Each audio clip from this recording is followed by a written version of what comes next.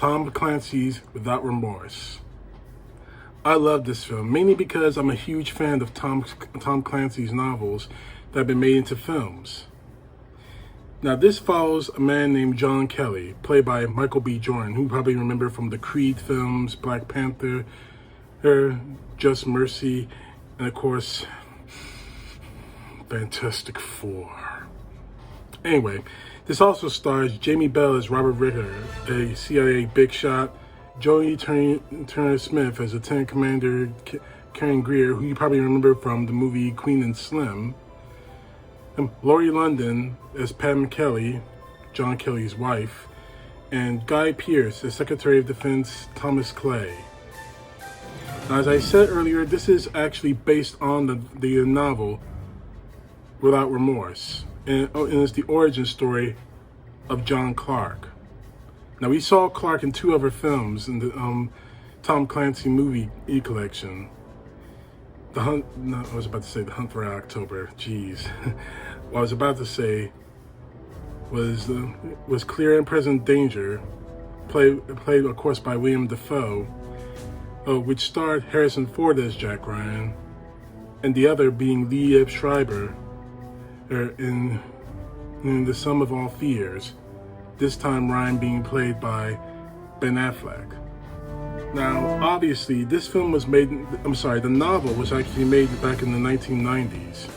So obviously, Amazon and the producers of this film actually had to update just a little bit. Instead of the jungles of Vietnam, John Kelly was actually a SEAL in the Middle East during the War on Terror. I won't spoil this movie too much for you, but basically, it's about John Kelly getting revenge and becoming a CIA officer, and more to the point, becoming John Kelly. Now, I love this movie mainly because I'm a big fan of Michael B. Jordan's. He's an amazing actor. Aside from that one slip with Fantastic Four, he's made amazing films. The two Creed movies, obviously. Black Panther, one of my all-time favorite Marvel films.